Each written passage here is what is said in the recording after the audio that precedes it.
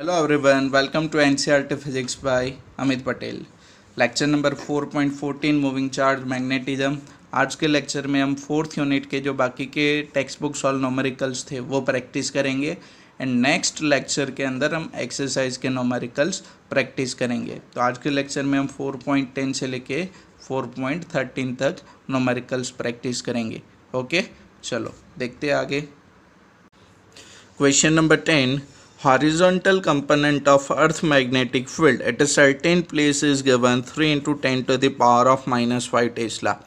Horizontal component of magnetic field given है। अब देखो खाली आप इतना याद रखो मैग्नेटिक फील्ड है, क्योंकि हॉरिजॉन्टल वर्टिकल कंपोनेंट आप फिफ्थ यूनिट के अंदर स्टडी करोगे।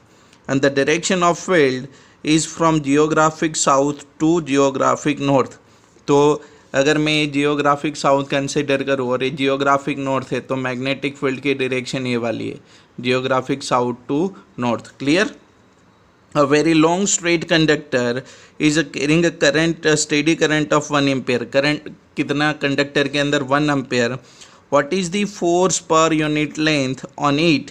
It is placed on horizontal table and in the direction of current. तो एक बार आपको करंट की direction east to west direction में लेनी है and second time south to north direction में आपको करंट की डायरेक्शन कंसिडर करनी है। अब देखो यहाँ पे आपको जो पूछा है that is force per unit length.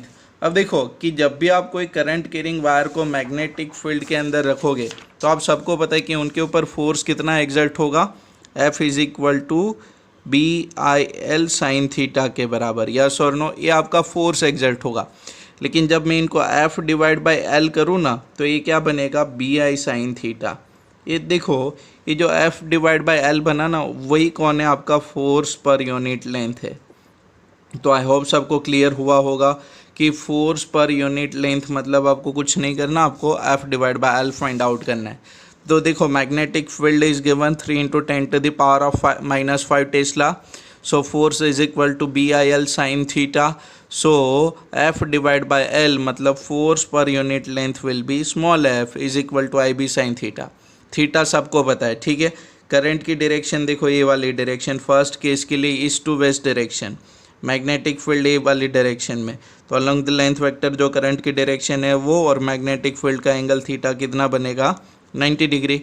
Current की वैल्यू आपको गिवन है 1 एम्पियर, मैग्नेटिक फील्ड आपको गिवन है 3 into 10 to the power of minus 5 tesla. So F force per unit length will be 3 into 10 to the power of minus 5 newton per metre. Clear? And second, when current direction is from south to north direction. तो देखो south से north की direction में आपका magnetic field है, वही direction में अगर करंट बने तो दोनों सेम डायरेक्शन में थीटा क्या बनेगा? 0। तो अगर यहाँ पे थीटा 0 रखूँ मैं तो वैल्यू मुझे क्या मिलेगी? 0 न्यूटन पर मीटर। यस और no? So answer will be 0 newton per metre. Clear? चलो फिर नेक्स्ट सेकेंड न्यूमेरिकल। अब देखो यहाँ पे ध्यान दो, सेकेंड न्यूमेरिकल के अंदर question number 11, 100 turns, total turns आपको गिवन है। क्लियर? 100 टन्स है। Turns closely wound circular coil of a radius of 10 centimetre, radius भी आपको गिवन है 10 सेंटीमीटर के बराबर। Carries a current of 3.2 ampere, current is given as a 3.2 ampere. What is the field at the centre of coil? मतलब देखो आपकी अगर मैं एक सर्कुलर रिंग कंसीडर करूँ जिसकी रेडियस में R के बराबर कंसीडर करूँ, जिसके अंदर करंट में I के बराबर कंसीडर करूँ, तो इनका मैग्नेटिक फील्ड क्या होता था? μ0I divide by 2 into radius. ये सिंगल टन के लिए था, लेकिन यहाँ पे तो देखो यहाँ पे नंबर ऑफ टन्स कितने? 100। तो मतलब जब नंबर ऑफ टन्स n था तो आप ऐसे मल्टीप्लाइड करते थे कि नहीं? यस और नो? तो मैग्नेटिक फील्ड कितना होगा? μ0NI divide by 2 into radius. Clear? μ0 की वैल्यू पता है सबको, 4 pi into 10 to the power of -7। Number of turns आपको गिवन है 100। करंट आपको गिवन है 3.2 एम्पियर। 2 रेडियस आपको सेंटीमीटर में गिवन है, उनको हम मीटर में कन्वर्ट करेंगे। सो रेडियस मीटर में 110 सेंटीमीटर आपको गिवन थी ना, तो उनको मीटर में कन्वर्ट करोगे तो क्या मिलेगा? 0.1 मीटर। रिप्लेस्ड करो सबको तो आपको मैग्नेटिक फील्ड मिल गया। यस और नो? क्लियर? फिर देखो what is the magnetic moment of this coil, magnetic moment निकालना है, ठीक है। चलो तो पहले मैग्नेटिक मोमेंट फाइंड आउट कर लेते हैं। मैग्नेटिक मोमेंट का इक्वेशन है ना NIA के बराबर, यस और नो। तो देखो यहाँ पे मैग्नेटिक मोमेंट किसके बराबर होगी, M is equal to NIA, N number of turns, I आपका करंट और A क्या होगा, एरिया। तो मानो कि इनका रेडियस में स्मॉल r यहाँ पे कंसीडर करूँ, या तो अगर आप कैपिटल R किया आपने आगे कंसीडर तो कैपिटल R रखो। क्लियर। तो एरिया कितना होगा इनका, पाई आर स्क्वायर, यस और no. Number of turns 100, current आपका 3.2 एम्पियर, पाई की वैल्यू 3.14, रेडियस आपकी 0.1 मीटर थी उनका square. So magnetic moment will be 10 ampere metre square, yes और नो। क्लियर। चलो फिर आगे क्या फाइंड आउट करना है, देखो next. The coil is placed in a vertical plane. अब देखो कोयल को आपने वर्टिकल प्लेन के अंदर रखा, तो यहाँ पे मैं बात करूँ अगर ये हॉरिजॉन्टल प्लेन है तो इनसे परपेंडिकुलर एक वर्टिकल प्लेन होगा कि नहीं, ठीक है, वर्टिकल प्लेन के अंदर। And it is free to rotate about horizontal axis. मानो कि अगर एक कोयल मैं ऐसे प्लेस्ड करूँ ना तो ये हॉरिजॉन्टल प्लेन के अंदर है, ठीक है, और अगर इनको ऐसे रखो ना तो ये वर्टिकल प्लेन के अंदर होगी, और उनको ऐसे हॉरिजॉन्टल एक्सिस के अबाउट वो फ्री रोटेशन कर सकती है। समझ में आ कि नहीं, क्लियर। अबाउट हॉरिजॉन्टल एक्सिस ऐसे रोटेट कर सकती है, ठीक है, क्लियर। तो यहाँ पे इक्वेशन में आपको गिवन है horizontal direction coincide with its diameter, uniform magnetic field of 2 Tesla, ये अलग से मैग्नेटिक फील्ड है, in a horizontal direction exist such that initially the axis of the coil is in the direction of field। ठीक है, initially देखो फिर से repeat करो, 2 Tesla in a horizontal direction exist such that initially the axis of the coil is in the direction of field, मतलब दोनों same direction में होगी। The coil rotates through an angle of 90 degree, coil का rotation फिर कितना होगा, 90 degree होगा, under the influence of magnetic field. ठीक है, so what are the magnitude of torque on the coil in the initial and final position.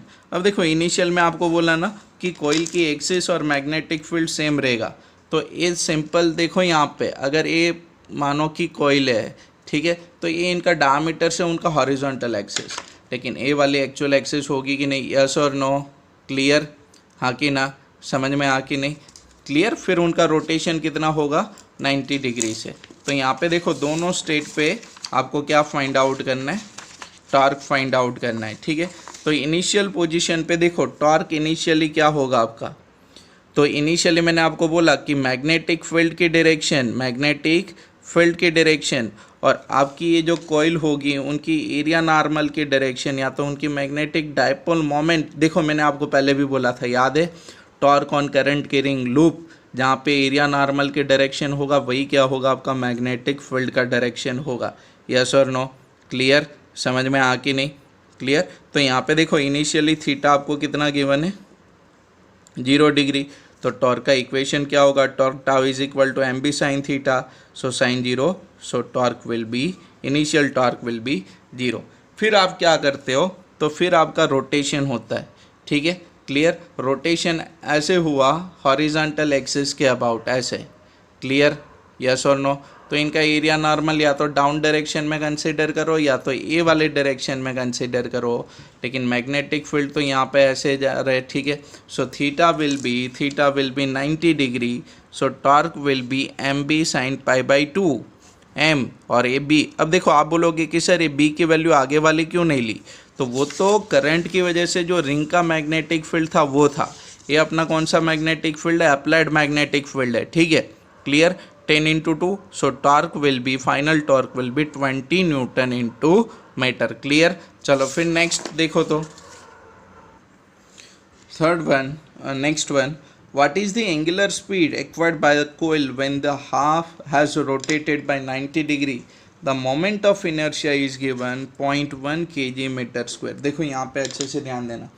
अब देखो अगर मैं ए वाले प्लेन के अंदर कंसीडर करूँ, ठीक है, तो इनिशियली आपका जो एरिया नॉर्मल होगा ए, या तो ए वाला कंसीडर करो, और इनिशियली मैग्नेटिक फील्ड ऐसे होगा थीटा 0 डिग्री, क्लियर। अगर ऐसे मैं कंसीडर करूँ तो ये आपकी एरिया नॉर्मल ऐसे, ठीक है, और वही डायरेक्शन में मैग्नेटिक फील्ड 0 डिग्री। तो आफ्टर रोटेशन ऐसे हो जाएगा कि नहीं, क्लियर। तो मैग्नेटिक फील्ड ऐसे जाएगा, एरिया नॉर्मल ऊपर कंसीडर करो या नीचे कंसीडर करो, और अगर ए वाला प्लेन कंसीडर करते हो तो ऐसे ये मैग्नेटिक फील्ड ऐसे जाएगी यहाँ पे, और ये आपका एरिया नॉर्मल, क्लियर। यहाँ पे यस और नो उनकी एक्सिस से। चलो, तो ये रोटेशन हाफ रोटेशन करोगे, क्लियर, तो आपको आफ्टर हाफ रोटेशन उनकी जो एंगुलर स्पीड होगी वो एंगुलर स्पीड निकालनी है। समझ में आ कि नहीं। चलो, और उनके लिए आपको मोमेंट ऑफ इनर्शिया भी गिवन है, तो थोड़ा क्लास 11th का यहाँ पे बेसिक है तो वो मैं अप्लाई करने वाला हूँ। तो देखो कि एंगुलर वेलोसिटी क्या होगी, ओमेगा एफ होगी, ठीक है। तो वो तो मेरे पास डायरेक्ट वैल्यू मिलेगी नहीं, तो मैं कन्वर्ट करता हूँ। तो देखो टॉर्क का इक्वेशन किसके बराबर होगा, आई इंटू अल्फ़ा, यस और नो। और यहाँ पे देखो टॉर्क टाउ, आई आपकी मोमेंट ऑफ इनर्शिया, अल्फ़ा क्या होगा आपका एंगुलर एक्सेलरेशन, यस और नो। तो मैं ऐसे लिख सकता हूँ I alpha is equal to tau. चलो, अल्फ़ा एंगुलर एक्सेलरेशन है, तो वो कौन है, rate of change of angular velocity. तो अल्फ़ा की जगह पे मैंने क्या लिखा, D omega divide by D T. और टॉर्क का इक्वेशन आप सबके पास है, torque tau is equal to M B sine theta. अब देखो D omega by D T को मैं कन्वर्ट करके ऐसे लिखूँगा। तो देखो D omega divide by D T, उनको डी थीटा से मल्टीप्लाइड करूँ एंड डी थीटा से डिवाइड करूँ, तो ये D omega divide by D theta divide by D T, yes और नो, हाँ कि ना। तो ये D theta divide by D T rate of change of angular displacement क्या बन जाएगा, एंगुलर वेलोसिटी। सो ये D omega divide by D T की जगह पे मैं क्या लिखूँगा, omega divide by D theta, yes और no, omega divide by D theta, और एम बी साइन थीटा वैसे के वैसे ही यहाँ पे। चलो, तो देखो कि अगर यहाँ पे डी थीटा को सामने वाली साइड पे मल्टीप्लाइड कर दो तो क्या मिलेगा मुझे, तो I omega into D omega is equal to M B sine theta D theta. अब देखो कि जो रोटेशन हो रहा है, ठीक है, तो वो इनिशियल से 90 डिग्री हो रहा है, यस और नो। तो रोटेशन कहाँ पे होगा, 0 डिग्री टू, या तो 0 टू पाई बाई 2 आप बोल सकते हो, यस और नो। 90 डिग्री तक जा रहा है, यस और नो। तो इनिशियली इनका कोई टॉर्क नहीं था, तो इनकी इनिशियल वेलोसिटी, एंगुलर वेलोसिटी क्या होगी, 0। लेकिन मानो कि उनकी फाइनल वेलोसिटी क्या बन रही है, कोई ओमेगा एफ। तो ये जो ओमेगा एफ है ना, वही हमें फाइंड आउट करना है, ठीक है। तो ये देखो यहाँ पे ओमेगा के रेफरेंस में, और यहाँ पे कौन है, थीटा के रेफरेंस में। तो अगर मैं इंटीग्रेशन करूँ फॉर हाफ रोटेशन, तो ये इनका इंटीग्रेशन क्या होगा, मोमेंट ऑफ इनर्शिया कांस्टेंट है omega D omega, 0 to omega F. Initial कितनी रहेगी, 0, तो वहाँ से ओमेगा एफ।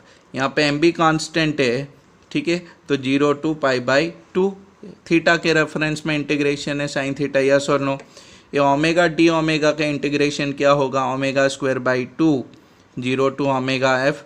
एम बी वैसे ही साइन का क्या होगा, माइनस कॉस 0 से पाई बाई 2। फिर आपको पता है क्या करना, आपको upper limit minus lower limit, सबको पता है upper limit omega F by 2 square, minus बाहर निकाल दिया एम बी, ठीक है, cos pi by 2 minus cos 0, I omega F square by 2 minus M B minus 1, yes और नो, ठीक है। इनकी वैल्यू कॉस पाई बाई 2 क्या होगा, 0, तो ये क्या रहेगा, -1, clear, minus minus plus M B. चलो, I is equal to omega F square divide by 2 M B. याद रखो आपको क्या फाइंड आउट करना है, omega F. So omega F will be 2 mb divide by I, omega F will be 2 mb divide by I power of 1/2। 2 magnetic dipole moment आपने जो निकाली थी, याद है आपको, 10 एम्पेयर मीटर स्क्वायर। तो magnetic dipole moment 10, magnetic field आपका जो था applied external magnetic field 2 Tesla divided by moment of inertia which is given 10 to the power of -1. So angular velocity, final angular velocity will be omega f is equal to 20 second inverse. Yes or no? Clear इतना? Okay? चलो फिर next question. In circuit the current is to be measured. What is the value of current if the ammeter shown? देखो आपको current की value find out करनी है, ठीक है। Is a galvanometer with a resistance of a 60 ओम। अब देखो कि अगर मैं इनकी जगह पे एक गैल्वेनोमीटर कनेक्ट करूँ, ठीक है, कितना 60 ओम का, तो करंट क्या होगा। अब देखो करंट का एक सिंपल सा इक्वेशन है, आई किसके बराबर होगा, voltage divide by total resistance. अब देखो अगर यहाँ पे 60 ओम का मैं गैल्वेनोमीटर कंसीडर करूँ तो ये सर्किट का रेजिस्टेंस 3 प्लस इनका 60 होगा, वोल्टेज कितना है 3, तो मैं ऐसे लिख सकता हूँ voltage divide by total resistance, तो resistance of galvanometer plus 3 ohm जो आपका सर्किट का होगा ये, यस और no. So this will be 3 divide by 60 plus 3 divide by 63, so current will be 0.048 ampere, yes or no, if you replace the ammeter by the resistance of galvanometer, या तो galvanometer of resistance 60 ohm. A is a galvanometer described but converted to ammeter. अब देखो galvanometer है यहाँ पे, पहले ना आपको खाली ऐसे बोला था कि यहाँ पे आपकी मानो कि एक galvanometer, ठीक है, और ये सर्किट का रेजिस्टेंस और ये बैटरी, हाँ, लेकिन एक गैल्वेनोमीटर को आपने एमीटर में कन्वर्ट नहीं किया था, लेकिन यहाँ पे क्या बोला, गैल्वेनोमीटर डिस्क्राइब्ड इन अबव मतलब 60 ओम वाला but converted to ammeter by shunt resistance resistor of 0.02। और आप सबको पता है ना कि शंट रेजिस्टर कैसे कनेक्ट किया जाता है, पैरेलल टू गैल्वेनोमीटर। तो ये गैल्वेनोमीटर का रेजिस्टेंस है 60 ओम और इनसे पैरेलल शंट रेजिस्टर है, यस और नो। तो करंट कितना होगा सर्किट के अंदर से, ठीक है, क्लियर। चलो तो ये देखो ये दोनों का पैरेलल कनेक्शन है, यस और नो। तो ये दोनों का जो इक्विवेलेंट होगा वो इनके साथ सीरीज कॉम्बिनेशन में बनेगा। तो इन दोनों का इक्विवेलेंट रेजिस्टेंस क्या होगा, तो मानो कि इन दोनों की इक्विवेलेंट रेजिस्टेंस में आर जी डैश कंसिडर करूँ तो वो R G into R S divide by R G plus R H होगा, गैल्वेनोमीटर का रेजिस्टर शंट रेजिस्टर, ठीक है। So that will be 0.02 ohm. और मैं बोल सकता हूँ कि this 0.02 ohm resistor is in series connection of 3 ohm. So total resistance will be circuit resistance 3 plus resistance of combination, ठीक है, 0.0। So resistance will be 3.02 Om.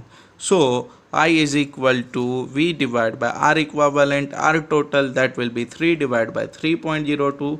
So this will be 0.99 ampere, yes or no, clear। फिर देखो last is an ideal ammeter। अब देखो ये जो ammeter है ना वो आइडियल हो, तो आप सबको पता है कि आइडियल एमीटर का रेजिस्टेंस क्या होगा, 0, मतलब कि सर्किट पूरी सर्किट का रेजिस्टेंस खाली कितना रहेगा, 3 ओम, यस और नो। पूरी सर्किट का रेजिस्टेंस 3 ओम होगा। So I will be I is equal to V divide by R, 3 divide by 3, 1 ampere, yes और नो, क्लियर, सबको समझ में आ कि नहीं। चलो अब देखो जो क्वेश्चन नंबर 8 है ना वो ऑलरेडी मैंने आपको एक टॉपिक करवाया था, magnetic field inside the solid cylinder, वही वाला टॉपिक है, ठीक है। तो आप वो एक बार अच्छे से देख लेना, ओके।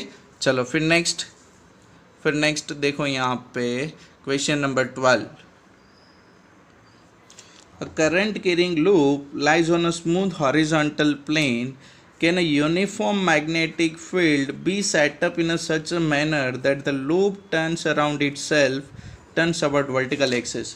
तो देखो मानो कि अगर मैं बोलूँ कि यहाँ पे लूप ऐसे मैंने रखा है, ठीक है, ये इनके वर्टिकल एक्सिस है, तो आपको क्वेश्चन क्या बोल रहा है कि इनके अंदर कोई ऐसी मैं मैग्नेटिक फील्ड डेवलप करूँ कि ये लूप अपने एक्सिस पे ऐसे ही रोटेट करे, यस और नो।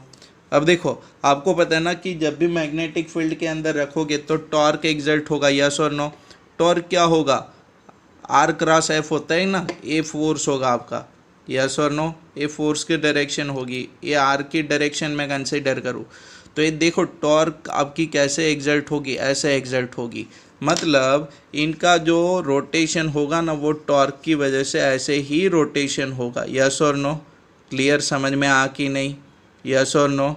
आपको पता है ना टॉर्क आपका रेडियस और फोर्स दोनों से परपेंडिकुलर होगा, ऐसे ही सेटअप होगा, ठीक है। तो यहाँ पे सिंपल है कि no because that would require torque to be in a vertical direction, but torque is equal to I into A cross B, ये आपकी एरिया वेक्टर होगा, बी आपका मैग्नेटिक फील्ड होगा। Since A of horizontal loop is a vertical direction, tau would be in the plane of loop for any of B. ये जो मैंने बोला ना यहाँ पे इनके अंदर और, ठीक है, तो इनका रोटेशन कैसे वो करवाएगा, हमेशा ऐसे ही करवाएगा। देखो इनके और आंसर भी है, ठीक है, क्लियर, कि अगर ये रिंग का रोटेशन ऐसे करना है, ठीक है, तो ए वाली डायरेक्शन में टॉर्क एग्जर्ट होना चाहिए, ना तो इनवर्ट डायरेक्शन में।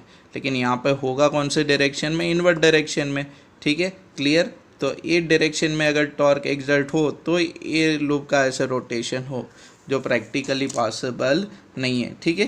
Torque due to magnetic field always acts perpendicular to both magnetic field and the magnetic moment.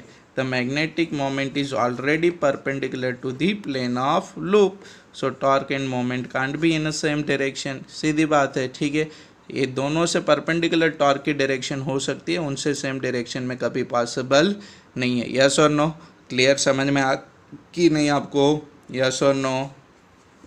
Magnetic moment और मैग्नेटिक फील्ड दोनों से परपेंडिकुलर हो सकती है, क्लियर।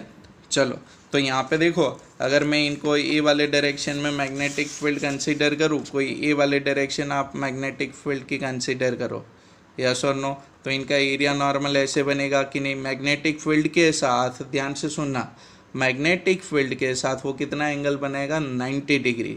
तो इनका हर एक एलिमेंट आपका करंट कैरिंग एलिमेंट है, जैसे आपने वो पूरा थ्योरेटिकल टॉपिक किया था, clear, current carrying loop in a magnetic field. तो इनके ऊपर जो टॉर्क होगा, तो पहले तो फोर्स निकालो। मानो कि ए वाले डायरेक्शन में करंट है, ए वाले डायरेक्शन में करंट है, ये आपका मैग्नेटिक फील्ड है, तो आपका लेफ्ट हैंड था कि नहीं, क्लियर। तो देखो ये करंट की, ये मैग्नेटिक फील्ड की डायरेक्शन में, करंट की डायरेक्शन में, फोर्स अपवर्ड डायरेक्शन में, और यहाँ से करंट ऐसे फ्लो कर रहा है, ठीक है। तो देखो वहाँ पे आप इनको मैग्नेटिक फील्ड की डायरेक्शन है, करंट की डायरेक्शन, तो ये कहाँ पे होगा, डाउनवर्ड डायरेक्शन में, यस और नो। तो ऐसे रोटेशन होगा इनका, क्लियर, तो ये याद रखना, क्लियर। चलो फिर देखो second question, a current carrying circular loop is located in a uniform external magnetic field. If the loop is free to turn, what its orientation stable equilibrium, so that in this orientation the flux of the total field, external field plus field produced by loop is maximum. तो आपको यहाँ पे दिखाना है कि magnetic field maximum होगा इन a stable equilibrium state. मानो कि एक लूप मैं कंसीडर करूँ और इसको मैंने मैग्नेटिक फील्ड के अंदर रखा है, मानो कि ये लूप का एरिया नॉर्मल है, यस और नो, हाँ कि ना, क्लियर। अब देखो ये स्टेबल इक्विलिब्रियम में होना मतलब कि इनके ऊपर जो टॉर्क एक्ट होगा वो क्या होगा, 0 होगा, यस और नो। तो टॉर्क टाउ किसके बराबर होता है, mb sin थीटा के बराबर, यस और नो, क्लियर। तो टॉर्क टाउ आपका क्या होगा, 0 होगा। तो टॉर्क टाउ 0 कब होगा, जब थीटा आपका कितना बने, 90 डिग्री, सॉरी थीटा आपका कितना बने, 0 डिग्री, यस और नो, क्लियर। तो 0 डिग्री मतलब मैग्नेटिक मोमेंट की डायरेक्शन और मैग्नेटिक फील्ड की डायरेक्शन दोनों सेम होगी। मतलब देखो अगर ए डायरेक्शन मैग्नेटिक मोमेंट की है ना, तो वही डायरेक्शन आपकी क्या होगी, मैग्नेटिक फील्ड की बनेगी। अब ए डायरेक्शन अगर आपको मैग्नेटिक मोमेंट की रखनी है, south to north, south to magnetic moment की डायरेक्शन में जनरली क्या बताता हूँ आपको, साउथ टू नॉर्थ, ठीक है, क्लियर। तो ए वाली साइड पे कौन सा पोल क्रिएट होना चाहिए, साउथ पोल, यस और नो। तो देखो ये क्लॉकवाइज साउथ पोल, और यहाँ से देखोगे तो ये नॉर्थ पोल, तो साउथ टू नॉर्थ आपकी मैग्नेटिक डायपोल मोमेंट बन गई, यस। अब देखो कि ये करंट की जो डायरेक्शन है, उनकी वजह से जो मैग्नेटिक करंट की वजह से जो मैग्नेटिक फील्ड होगा, राइट हैंड थंब रूल, वो भी ए वाले डायरेक्शन में होगा। मतलब आपका एक्सटर्नल फील्ड भी ए वाले डायरेक्शन में, और इनके करंट की वजह से जो मैग्नेटिक फील्ड सेटअप हुआ वो भी सेम डायरेक्शन में। तो सीधी बात है कि स्टेबल इक्विलिब्रियम में आपका क्या होगा, एक्सटर्नल फील्ड प्लस क्या होगा, field produced by the loop, ठीक है। तो वो दोनों सेम डायरेक्शन में रहेंगे, तो ये क्या बनेगा, वो मैक्सिमम बनेगा, क्लियर। इतना देखो एक्सप्लेनेशन यहाँ पे करके दिया है, ठीक है, तो आप समझ जाओगे, एक बार आपने ध्यान दिया है तो क्लियर, यस और नो, हाँ कि ना। चलो, a loop of a irregular shape carrying current is located in an external magnetic field. If the wire is flexible, why does it change to a circular shape? अब देखो कि आप अगर एज्यूम करोगे, ठीक है, तुम गिवन पैरामीटर एरिया उनका क्या बनना है, मैक्सिमम, तो उनकी वजह से वो इरेगुलर शेप आपकी कौन से शेप में कन्वर्ट होगी, सर्कुलर शेप में। क्लियर। और यहाँ पे सेकंड क्या दिया है कि current carrying loop arbitrary shape kept in external field, the loop will experience a force of radially outward direction attain circular shape.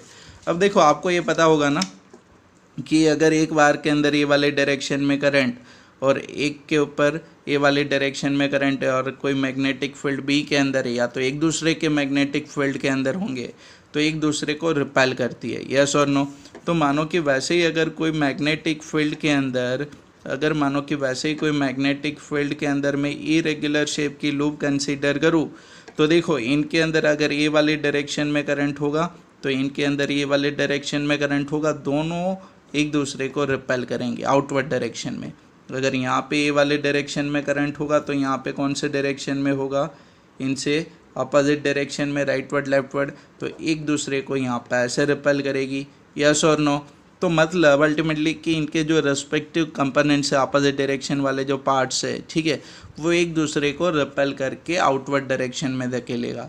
तो इसी वजह से जो आपका जो यहाँ पे वायर होगा वो कौन से शेप में कन्वर्ट हो जाएगा, सर्कुलर शेप में, यस और नो। समझ में आ कि नहीं? चलो।